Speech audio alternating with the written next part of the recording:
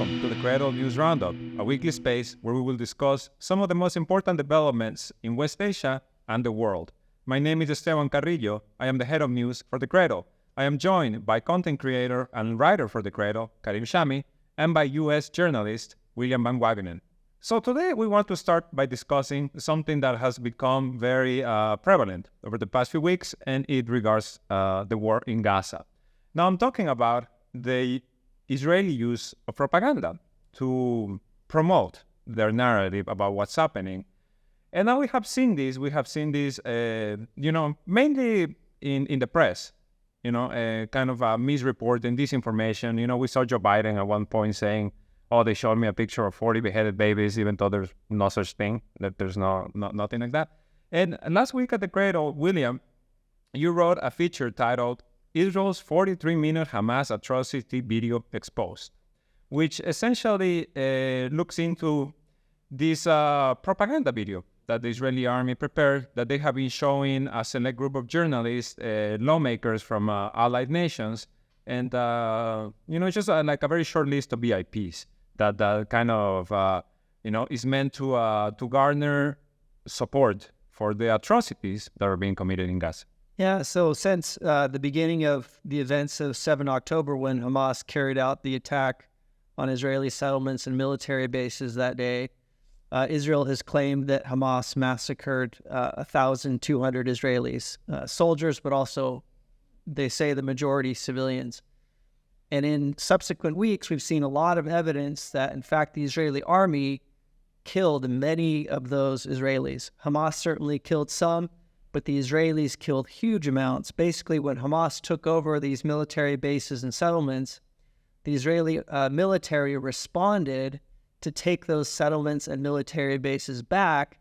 They responded by using massive firepower, Apache helicopters, Merkava tanks, and Zeke drones. And basically, they did airstrikes or fired tank shells into homes, or to kill both Hamas fighters and the Israeli captives as they were trying to, go back into Gaza.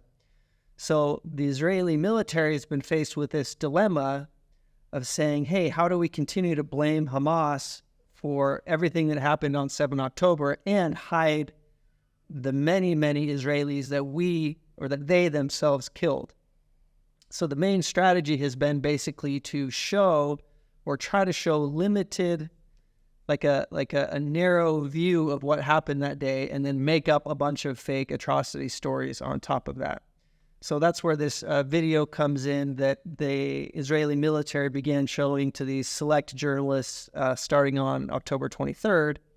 They would invite journalists that they viewed as sympathetic, show them like a narrow snapshot of things that Hamas did on that day, and then also say, well, Hamas beheaded babies, Hamas, carried out all these atrocities that just simply didn't exist.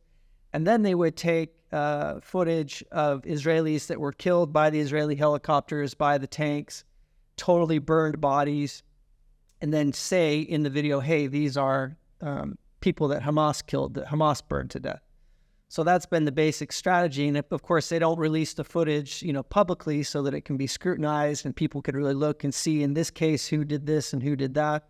Because I just want to point out something from your feature, and this is that this is based out of some reporting from Guardian reporters. So in one of them, they said that the journalists who were shown this video were told at the beginning of the screening, the point of this exercise was to encourage us to use our platforms to defend Israel's attacks in Gaza. Yeah, so that's the second part. So the first part was to try to hide what Israel itself did on October 7th. The Israelis, they themselves killed. And then secondly, the Israeli government has obviously been under massive criticism for the huge numbers of Palestinians that have been killed. At least 17,000 now, probably more than that, because many people are still lost and buried under the rubble. The majority are women and children. It's probably like 8,000 children have probably died. So in order to deflect criticism from that's coming even from the U.S. administration, in order to deflect criticism of that, what they're doing in Gaza, they have to have these journalists promote these fake Hamas atrocities, make it seem like Hamas is worse than ISIS, again, just to maintain support for the war in Gaza. And again, that's what this journalist, Owen Jones from The Guardian, pointed out. He actually saw the video in late November, and he said, look, yes, there were some things in that video that show atrocities that Hamas committed, no doubt about it. But all of the high-profile claims, there was just no evidence for rape, beheading of babies, all these things. And again, he said that specifically they were told by the army, representative that was at the screening that, hey, they said to the journalist, we want you to use your platforms to help us maintain support for our military operations in Gaza. So again, this is all part of the Israeli, way, the way they're using propaganda to try to continue justifying the support for the genocide in Gaza, which many, even Israeli and Jewish scholars of the Holocaust, are calling genocide. That's their objective at the moment. I mean, we have even seen some Western publications publish. I think it was the New York Times that published this opinion piece, or maybe the Wall Street Journal, that said, should we retire the term genocide? Like, should we just kind of stop using it altogether because, now it's being used against someone that is supposed to be your ally? Well, one thing that's interesting about what this journalist Owen Jones said was that the number of civilians that Hamas allegedly killed on 7 October was about 900. And again, we know that actually many of those were killed by Israel. But he said, look, the number of children killed in Gaza is almost 10 times. Like 8,000 is like 10 times of children is 10 times the number of civilians, adults, and everything that Hamas allegedly killed on 7 of October. So it turns out that from Haaretz, an Israeli newspaper, they've kept like a close tally of who was killed on October 7th. And they, if I remember right, they documented about 20 children who had died. And again, probably some were killed by Hamas, but not deliberately from everything I've seen.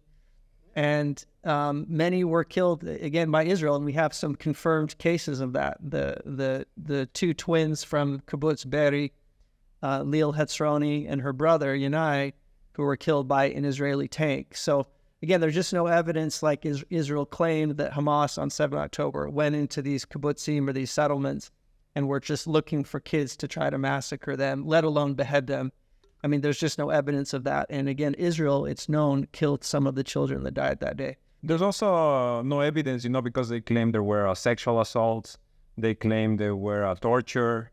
And there's very little to no evidence about these claims. And I feel like, this kind of tells you the whole story.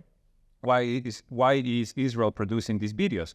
Because this 43-minute video, it was, as we said, it was aimed at a select group of, journalists, lawmakers, people, who will more likely than not repeat what they're told without asking too many questions.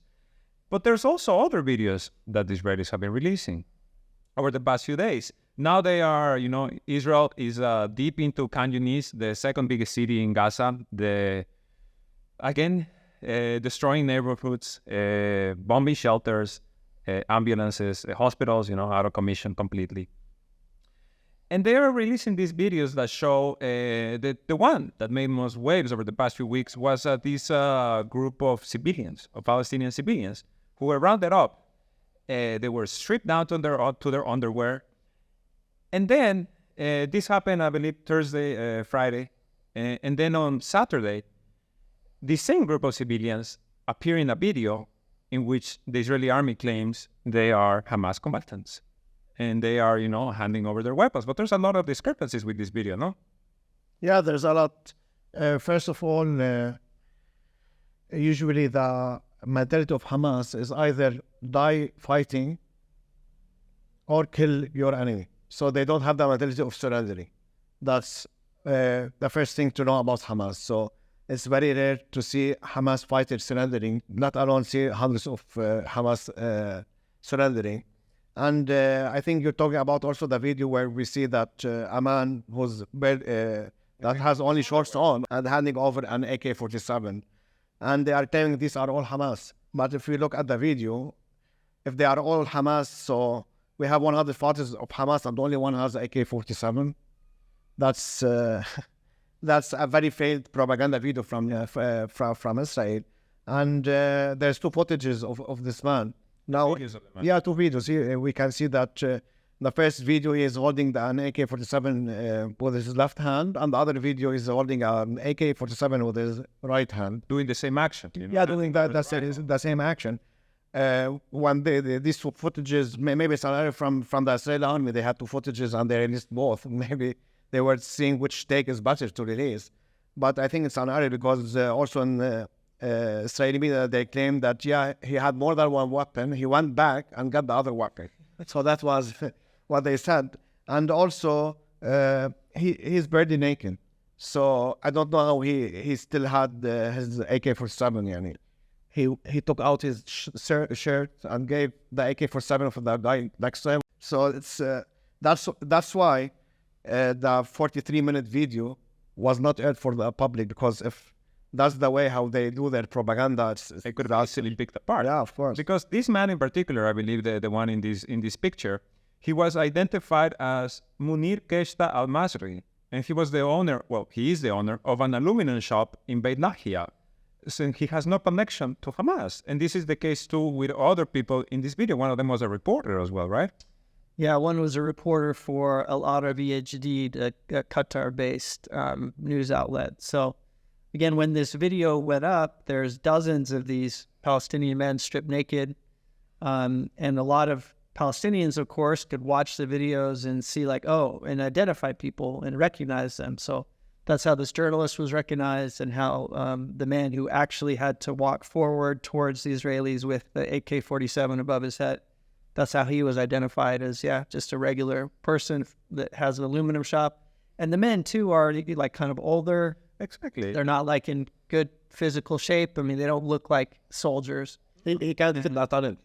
Yeah, and there's the Hamas fighters are young guys, you know. Of course, no. I mean, like you just need to look at the demographics of the Palestinian territories.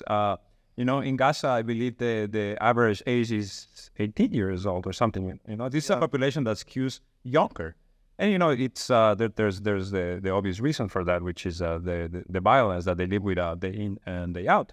So yeah, it doesn't make sense. You know, these are the Hamas fighters that for 2 months have been, you know, staging hit-and-run attacks on the tanks and conducting street warfare. It's like these middle-aged men who are completely out of shape. And this is what Israel wants us to believe. And so that's not the only video. You know, that's maybe one of the most shocking, honestly, of their claims. But that there's also these videos that we have seen that are of them raiding schools. And there's specifically a video, Israeli army raiding a wall in a school. Yeah, we see them all fighting a wall in the school, and there's a hole in the school. And we see many soldiers come. Yeah, and they take turns to shoot at the wall. At the wall. Yeah, it's very clear. Yeah, the Hamas wall. There's no indication that they're fighting anybody. They're just shooting a wall. And we can see the propaganda on these videos because they are the soldier is either talking English or it's English subtitle. So these videos are mainly for the U.S. audience to show or to dehumanize also the Palestinians. That, oh, look, Hamas, Palestinians, they use schools to launch attacks. They use schools to hide weapons. And there's a very interesting video that's also was posted by the Israeli army. And the guy in the video is talking English. And he's saying, now we will find an AK-47 inside a teddy bear. And then he says that this teddy bear is inside a school. So they are targeting the American population, and they're saying for them, look, we are the good guys. We entered a school after we killed many people, but these people were used as the human shields. Of all the ridiculous things to do if you're Hamas, is to go into a school, leave just a handful of AK-47s, including taking the time to put them inside a large teddy bear. Like, yeah, what type of ridiculous military logic would there be for any of that? And I guess the big question is, what's the reason that they're putting out these videos? I mean, part of it could be that they are bombing schools, and so they need to like provide a justification as to why they're doing it. They are bombing hospitals. So they need a justification as to why they're doing that. So that's why they're making up the idea that there are these Hamas headquarters underneath hospitals like the Shifa hospital, which we've seen in recent weeks. I mean, like 3 weeks ago, the Hamas headquarters was in Al-Shifa hospital. Now the Hamas headquarters is in Khan Yunis. You know, in 4 weeks, the Hamas headquarters is going to be in Rafah. They have, you know, Whatever civilian area or infrastructure they need to bomb, they also need to like manufacture some fake claims that Hamas is operating there. So besides the propaganda being deployed by Israel, there's also the casualty count. You know, how many soldiers they say they have lost versus how many soldiers we have seen being attacked or being, violently attacked in Gaza. So according to Israel, their official death toll is, I think, around 100 since 7 October. But that just kind of flies in the face of everything we have seen happen inside Gaza. You know, they deployed tens of thousands of troops to Gaza. They are facing very intense warfare. You know, to this day, they are facing battles in Jabalia camp, which they've been bombed indiscriminately since mid-October. They are facing battles in Gaza City. They're facing very heavy resistance. Now, Gaza City, Jabalia, they're in the north. In the south, Khan Yunis they're rolling in with tanks. They're conducting airstrikes, and Hamas is not letting up. They're not letting up. They're conducting these hit-and-run attacks. They're conducting, they're finding them on the streets. How is it possible that there's only 100 dead? You know, and like considering that Israeli army last week they told the media that there's at least 5,000 wounded. And out of those 5,000, at least 2,000 were described as disabled. So, you know, I mean, it's kind of obvious why they would want to hide their death toll. You know, it's the same reasoning of let's make this video of Hamas atrocities and tell the U.S. journalists, please, just repeat everything we tell you, or let's make this video. Let's open up a teddy bear and pull out an AK-47 so that we stop facing criticism about bombing all of these schools. But the death toll seems like the kind of thing that is going to be the most difficult to pretend like is this low. Yeah, I mean, Israel's not a huge country, and so if there are huge numbers of casualties, it's going to be pretty hard for that not to come out. But again, the Israeli army has a censor, and so all the media in Israel has to basically get approval to even publish the name or the death of a soldier. So it is to some extent possible for the Israelis to hide the losses, but we are getting some information from the hospitals themselves. Israeli hospitals are reporting on the numbers injured, and from there, I guess there should be ways to extrapolate how many dead there have been. But the Israeli media also is trying to report more and more on this. Yeah. Like Haaretz is trying to do reporting, and they've said to the army, "Hey, this is what we're going to report," and the army will kind of reluctantly release some information. So. By their own kind of a struggle going on internally. By their own reporting, Haaretz has said we don't know why the army hasn't released these numbers. We have no explanation. They took them about 2 months to start releasing numbers, and the Israeli media is questioning this too as well. And to your point, Will, I just wanted to highlight something that the director of Mount Hersey Military Cemetery said last month at the end of November. He said, we are now going through a period. Every hour there is a funeral, and every hour and a half there is a funeral. Only in the Mount Hersey Cemetery did we bury 50 soldiers in 48 hours. Now, this was late November, So it's obvious that that this is all being hidden, is all being kind of, a misdirection. Let's not talk about this. Let's talk about, we have killed so many Hamas fighters, and they claim, 1 week Israel claims we have killed up to 2,000. Then a few days later, they say we have killed 5,000. Then today, The Economist had an article in which they claim Israel may have killed as many as half of Hamas fighters.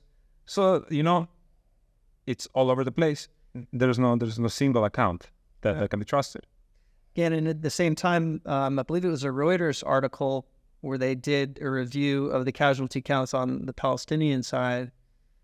and they gave a number of something like 60% civilians, which seems very low to me. The Gaza Health Ministry has been reporting like 70% of the casualties or the dead in Gaza are women and children.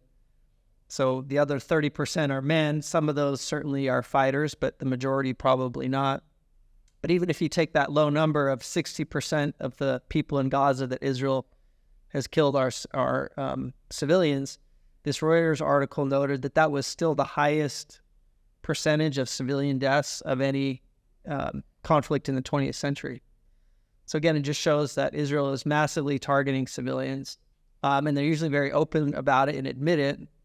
But again, that's definitely what we're seeing again in this conflict. So that also raises the question of what can they do to Lebanon? Because Lebanon is a country, with the money is completely devalued. The people can't access their savings accounts. There's no electricity. A couple of years ago, there were bread shortages. There were fuel shortages. It's a country that just kind of gets by inertia. It doesn't export anything. It's half of its GDP is remittances. So there's a lot of points of pressure to apply on Lebanon. And now Israel threatening this, do you think we're going to see any more attempts from the West to kind of force the hand of Lebanon to create this buffer zone? Of course, they will use all means to create this buffer zone, because if Israel had the military power to deter Lebanon, it would have done it years ago. But nowadays they prefer the politics and the pressures from the West and the pressure from the people inside Lebanon that are aligned with the West, especially the Kataib party and the Lebanese forces. But even internally in Lebanon, what we have seen, and this has been a pleasant surprise since 7 October, is that there's a large majority of the people, are behind the resistance, are behind because, you're seeing what is being done to the people in Gaza and to the people in the West Bank. And this is what is going to be done to the Lebanese if one day the Israelis, get their way. And this. Lebanon knows this because they have lived through it before. So I think, it's going to be interesting to see moving forward what the response is internally, because also Lebanon has been without a president for like a year. They're about to, the term of the army commander is about to expire. These are all things that, just kind of drag the country down. They just continuously drag the country down, this internal fighting. But so far, there seems to be a very unified front, which is we will not make life easier for Israel, no matter, what the threats are and no matter what may happen, despite what's already happening in the south. So here in Lebanon, you have Hezbollah fighting against Israel. Like I said, displaced tens of thousands of settlers in the north. You also have the resistance in Iraq that has been targeting mainly U.S. bases in Iraq and Syria. This is a topic we will cover in a following episode. But you also have Yemen that has been, again, possibly the most active besides the Palestinian resistance in what they're doing, in seizing the Israeli ships, in launching missiles to Eilat. Just overnight, I saw a report that said that a French warship now shot down 2 drones headed out of Yemen in the direction of Israel. U.S. has shot down drones before. Saudi Arabia has shot down drones before. The Israelis themselves have shot down some drones headed to the southern settlements, and as well as some ballistic missiles. And now Yemen, on top of all of this, they've just announced that they will target any commercial vessel that is linked to Israel or even headed to Israel in the Red Sea until humanitarian aid enters Gaza. They are saying these are now legitimate military targets. First, they said that they will target Israeli ships or Israeli-linked ships, but now they elevated their threats, and now they are saying, even though the ship is not Israeli, but if we know that this ship is going to Israel, we will target it. Yeah, so these Yemeni threats are really, causing a stir in Israel, because as we have said before in this podcast, Yemenis kind of came out of nowhere for the West. and for Israel. This is a country that has been at war for over 80 years, completely decimated. And yet they have not just the capabilities, they have the will to do this. They just have, this willingness to put themselves in the middle and say, we will stand with the Palestinians no matter what. And today, as we're recording this, the head of Israel's National Security Council has reportedly informed Washington and the EU that if the West doesn't take action against Yemen, Israel will. So they're essentially saying, we already have a front in Gaza. We already have a front in Lebanon. Now we want a front with Yemen.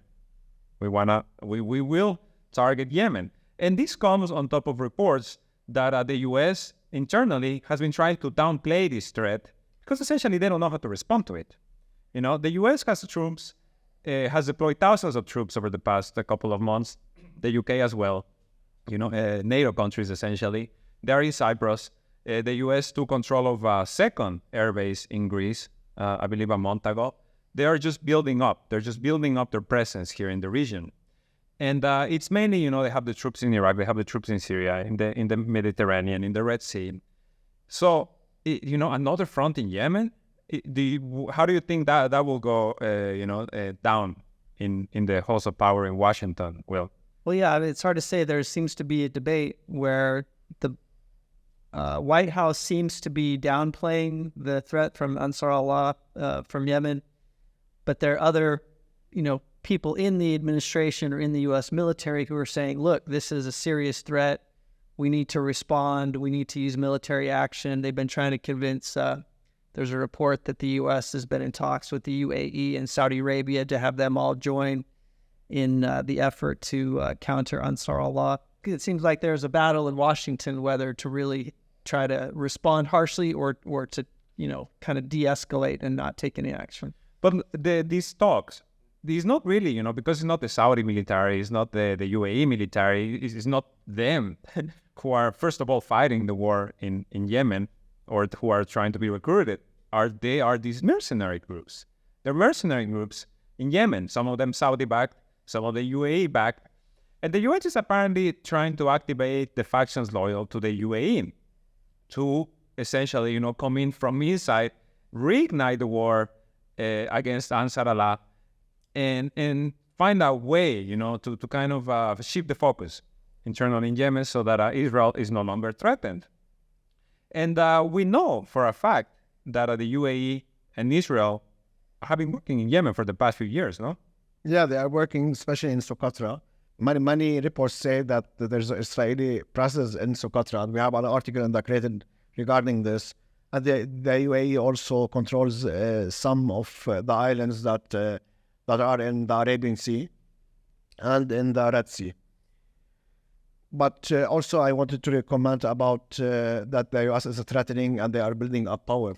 And they can threaten people that might get afraid from Israel, but you can't threaten Ansar Allah because they don't fear the U.S. So I think what's happening is like a checkmate in the region from the Yemenis, either if they know it or no, because the Yemenis already were in war with the UAE and Saudi Arabia since 8 years, and the war was devastating, especially the first year. There's reports that says, and we already wrote about, there's reports that says that there was an average of one airstrike on Sana'a, which is the capital of Yemen, every 15 minutes for 370 days.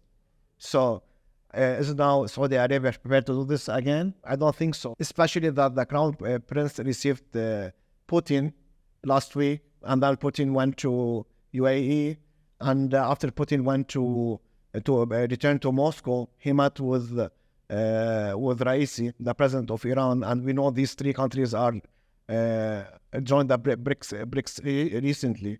So I think the mentality of UAE and Saudi Arabia, although they don't care what's happening, in my opinion, what's happening in Palestine, but definitely their politics changed and they don't need this war anymore, or to be like tracked, as the US tracked them in 2015, and they are shifting to the east, and they want to make and they want to develop their countries more, and they want to make new projects, and wars and project do not exist together, because If war is the project. 100%, because now they can see if they used to fear Ansar Allah this much, now after Ansar Allah target Israel, now they fear Ansar Allah this much.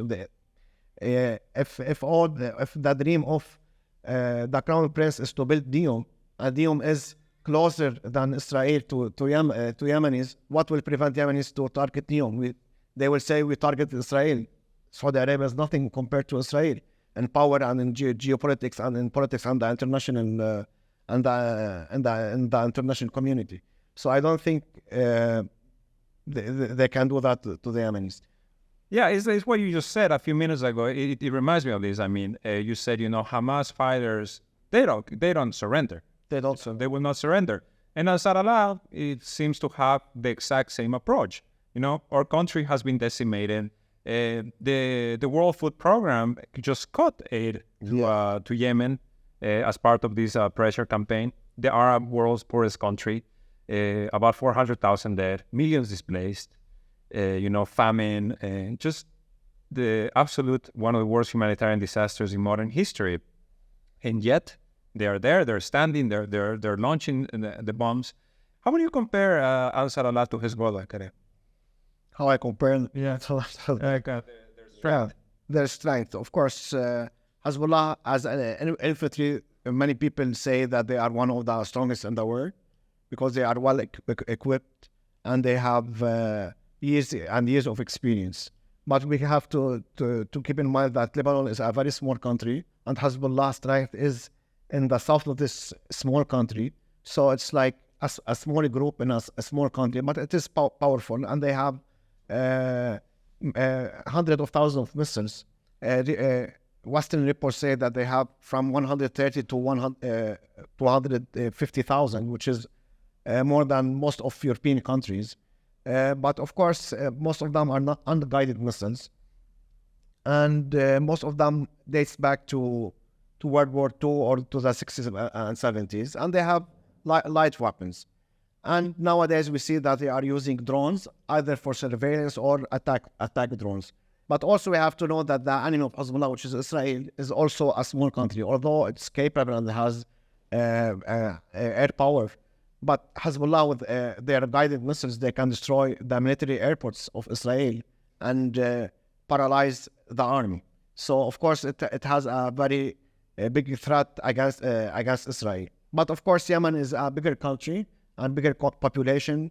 Yemen has more than 30 million people, and it's 550,000 kilometers square, which is like 50 times bigger than Lebanon. And of course, they have long-range ballistic missiles, unlike the ones that Hezbollah has. And they have a navy, and they have also a strategic location, which is southern of the Arabian Peninsula, and they have the Bab el-Mandab Strait. So their actions may affect other countries if they close the Bab el-Mandab or they prevent ships, as they are doing now, while Hezbollah can't do this. Hezbollah can't prevent any ship from sailing anywhere in the world. But Ansar Allah, they have this capability. And of course, they hold a country. It's not a party inside a small country. So the decision making in Yemen, in Ansar Allah territories, is much more easier than Hezbollah. So because Hezbollah, they have to take into consideration the Lebanese population, the other parties, the opposition, and many things. But in Ansar Allah, when the leader, which is Abdul Malik Abadrin Houthi, says ships must not pass, they will say okay, and they will act following to his command.